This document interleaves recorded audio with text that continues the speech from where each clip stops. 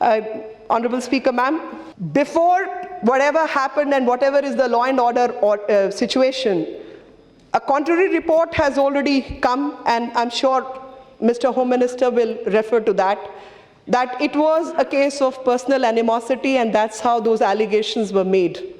Because there were FIRs pending against both sides, and they had fought against each other over a period of time, and a case of personal animosity was sought to be made into a case of caste violence. I think there can be no bigger crime than that, because you're breaking the fabric of this country.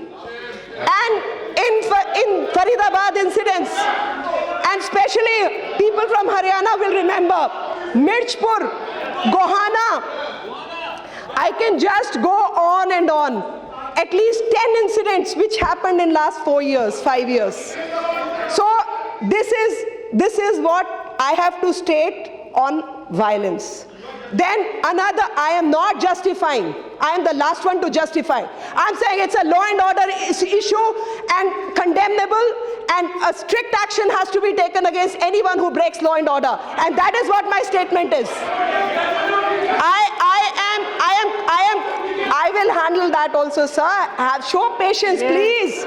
Because we have limited time. I have to deal with every argument which has been brought. And you are violating, and you are very violent in your, because violence is not just physical. Violence is even verbal. And I can appreciate those who twist the statement to mean something which was not so stated. Is violence to the language. And violence to language needs to be exhibited and needs to be spoken about.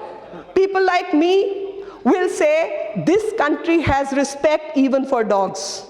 Because this country, maximum people believe in non-violence and are temperamentally. I mean, I have nothing against those who eat non-vegetarian food. Absolutely not. It's a personal choice. But most people believe, whether it's a dog or it's an ant, life is precious and life needs to be respected. And no violence either to the environment, to the rivers, to the live and non-living objects needs to be maintained. That is the philosophy of ahimsa. And the philosophy of ahimsa seems to be violated when people make such rabid statements. And such rabid statements need to be condemned, and such twisting of the words also needs to be condemned. Ma'am, I was going through the records, and in the records, I came across Salman Rushdie. Some words have been spoken about Salman Rushdie. The banning happened in 80s. Who was in power, I need not say. And in 2012, Rushdie was not even allowed to appear in a video conference. In Jaipur. In the year, Madam Speaker, 55,408 लोग मारे गए 1977 से 2009 के बीच waste Bengal के अंदर। Waste Bengal में किसका राज था और किस तरीके के ये सेक्युलर मर्डर्स थे, इस पर भी कुछ रोशनी डलनी चाहिए। क्योंकि सेक्युलरिज्म के नाम पर मर्डर्स होते रहेंगे इस देश में, लोगों को बांटा काटा छाटा जाएगा और लोग विकास की, पढ़ाई की, महिला सुरक्षा की, भोजन की, मैल न्यूट्रिशन की बात ही नहीं करेंगे। क्योंकि ठीक चुनाव से पहले इस तरीके की खबरें अखबारों में, किताबों में डाली जाएगी और उसके ठीक 2 महीने बाद या कुछ समय बाद जब तक तहकीकात होगी एक छोटी सी अपॉलॉजी आ जाएगी और तब तक वो मुद्दा तो भुनाया जा चुका होगा। ये इस देश की असलियत है। इस देश की असलियत है भारतीय संविधान के मुताबिक जो क्वाज़ाई फेडरल स्ट्रक्चर की बात मैंने कही थी, उसी क्वाज़ाई फेडरल स्ट्रक्चर में 13 राज्य हैं जहां पर कांग्रेस पावर में थी और जो कैटल स्लॉटर के खिलाफ जो कानून है वो लाया गया और डायरेक्टिव प्रिंसिपल्स में भी मिल्च और ड्राउट एनिमल्स के खिलाफ बात कही गई।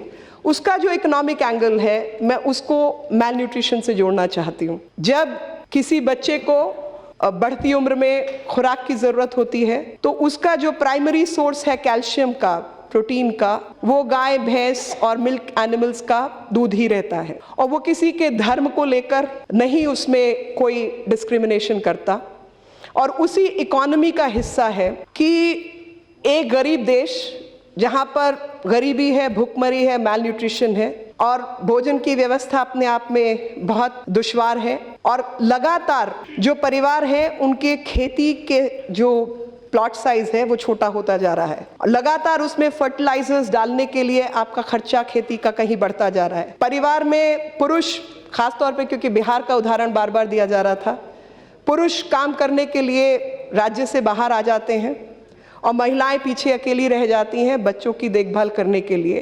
तो अगर घर में गाय, भैंस, कोई जानवर हो तो उसके गोबर से खाद का इस्तेमाल, गैस, गोबर गैस का चूल्हा और बच्चों के लिए दूध, घी, मक्खन का इंतजाम किया जा सकता है। और ये सीधे तौर पर एग्रो इकोनॉमी से जुड़ा हुआ प्रश्न है।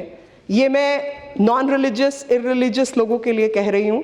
जो धर्म में एक तरह धर्म के आधार पर को मान्यता देते हैं तो वो धर्म के आधार पर दे लें, लेकिन जो धर्म के आधार पर इसको मान्यता नहीं देना चाहते, सोच उसकी कहीं ना कहीं एक सुखमय जीवन की है, खास तौर पे किसी भी गरीब परिवार के लिए। और उसी से जुड़ा हुआ मुद्दा है कि directive principles of state policy, क्योंकि जब संविधान पर भाषण हुआ तो लगातार डायरेक्टिव प्रिंसिपल का जिक्र इस सदन में हुआ और कहा गया कि किस तरीके से वो विजन का डॉक्यूमेंट है कि राज्य को इस दिशा में आगे बढ़ना है।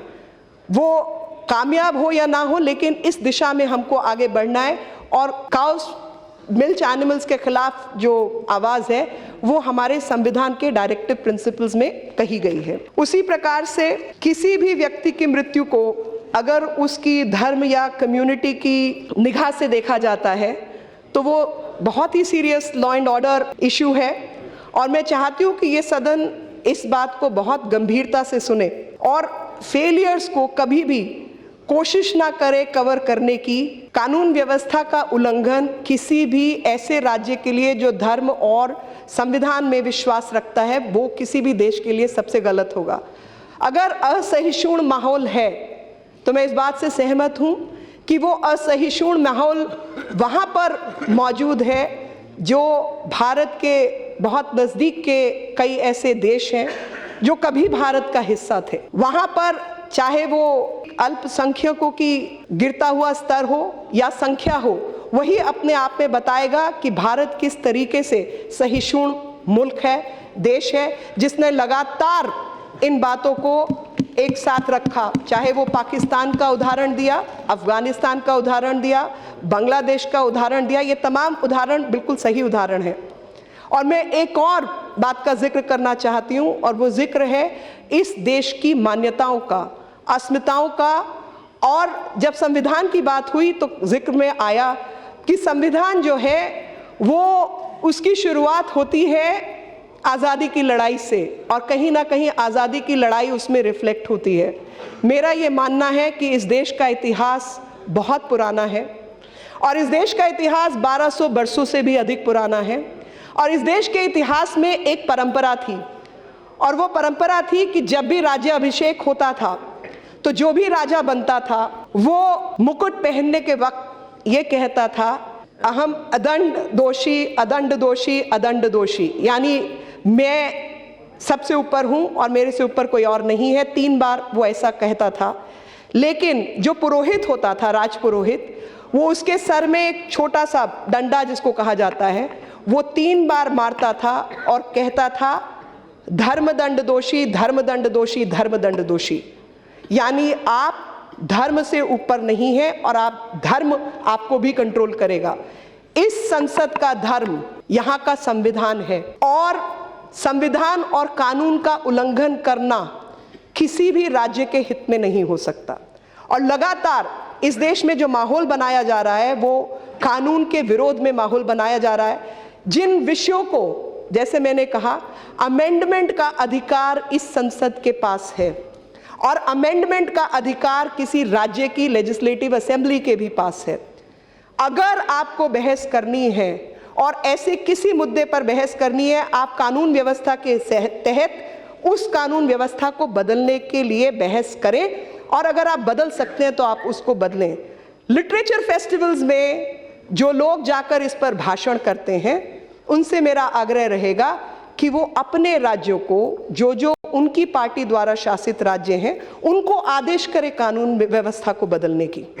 उसी प्रकार से एक मुख्यमंत्री जी, उन्होंने कहा हिंदी भाषियों को बाहर करो, और हाल ही की बात है। मुझे लगता है कि जो यहाँ पर भाषण करते हैं भारत के इंटेग्रिटी को लेकर, नेशनल इंटीग्रेशन को लेकर, वो कम से कम भाषाओं के नाम पर लोगों को बांटने का काम ना करें। उसी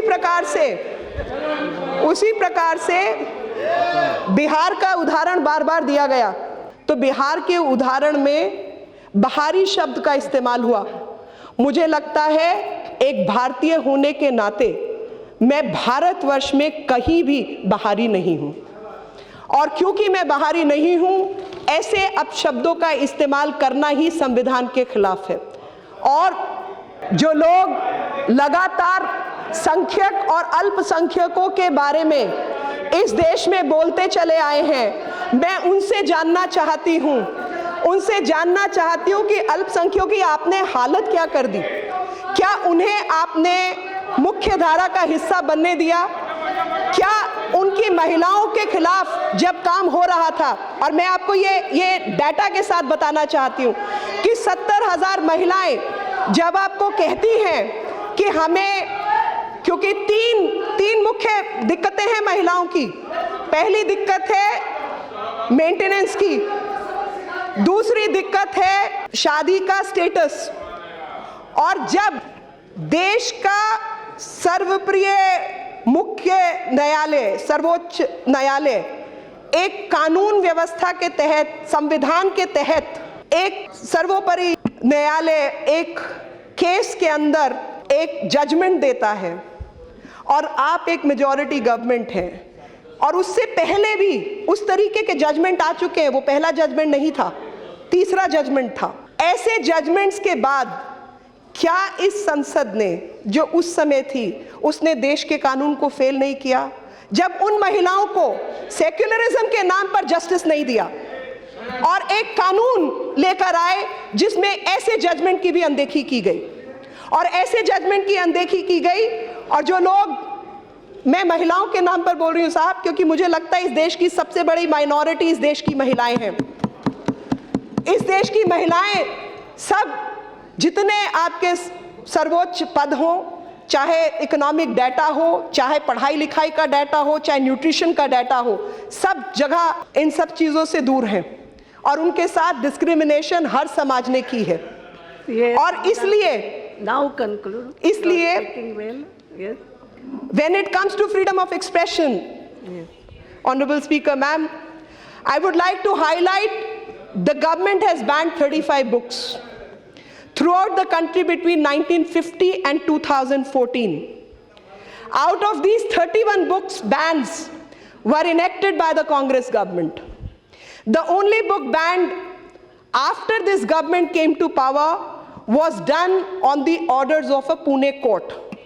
If the banning of the book is done to preserve harmony and public order, it will still be justified, but instances like banning M.O. Mathai's book, Reminiscence of the Nehru Age, Xavier Moro's Red Sari, Arthur Koestler's The Lotus and the Rope, Robert Salman Rushdie's The Moor's Last Sigh show that some bans were inspired to preserve the image of dynasty, something that is purely an act of silencing criticism.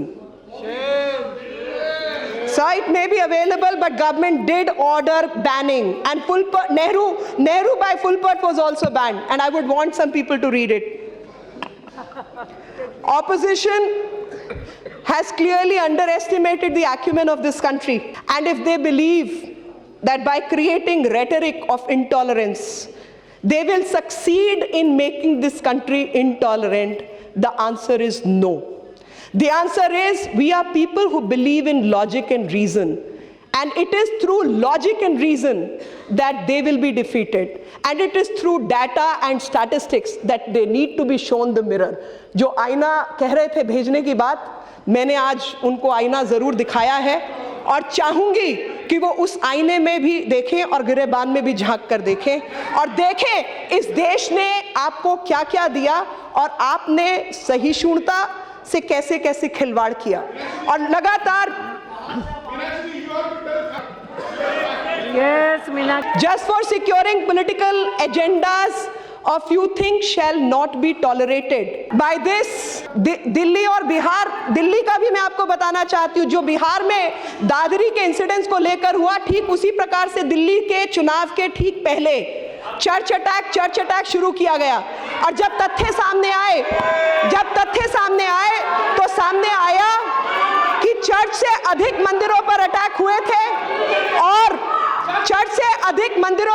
हुए थे और मस्जिदों पर हुए थे। लेकिन इस तरीके की हरकतें लगातार देश के ताने बाने के साथ खिलवाड़ है। और यही बात मैं अपने भारत के देशवासियों को बताना चाहती हूं कि आप इस खिलवाड़ का शिकार ना हो। और इस खिलवाड़ का शिकार इसलिए ना हो क्योंकि अगर आप 80 और 90 के दशक को देखें तो आप पाएंगे कि 50,000 लोग 80 और 90 के दशक में पंजाब में मारे गए। और उस समय कौन सी सरकार थी आप सभी जानते हैं। अमृतसर के अंदर अभी हाल ही में सो कॉल्ड सरबत खालसा का जलसा हुआ और उस जलसे के अंदर स्टेज के ऊपर से खालिस्तान की मांग की गई। उस समय स्टेज पर कौन कौन लोग मौजूद थे ये मैं जानना चाहती हूं कांग्रेस के लोगों से। मैं जानना चाहती हूं कि जब इस तरीके की हरकत हुई तो उनके प्रदेश के नेतृत्व ने साफ शब्दों में कहा कि इनके खिलाफ कोई एक्शन नहीं होगा। क्या इस देश में जो भाषण देते हैं नेशनल इंटीग्रेशन का, वो पूछेंगे नहीं अपने ऑफिस बेयरर से या एमएलए से कि आपके सामने जब खालिस्तान की मांग की गई तो आप वहां बैठे क्यों रहे और आपने उस जलसे में पार्टिसिपेट कैसे किया? इस देश ने खून देखा है। बहुत लोगों के बलिदान के बाद ये देश और ये आजादी हमें मिली है। और जब राजनीतिज्ञ इन सब विषयों से देश को भ्रमित करना चाहते हैं और राज्य के आधार पर इस पर रणनीति बनाना चाहते हैं तो मैं उस राज्य की जनता से, इस देश के नागरिकों से, उन सब लोगों से जिनको संविधान और कानून में विश्वास है, कहूंगी कि हाथ जोड़कर करबद्ध आपसे विनती है कि कानून के तहत जो भी उस राज्य का नियम है कृपया करके उसका पालन कीजिए या उस कानून को बदलने की हिम्मत रखिए।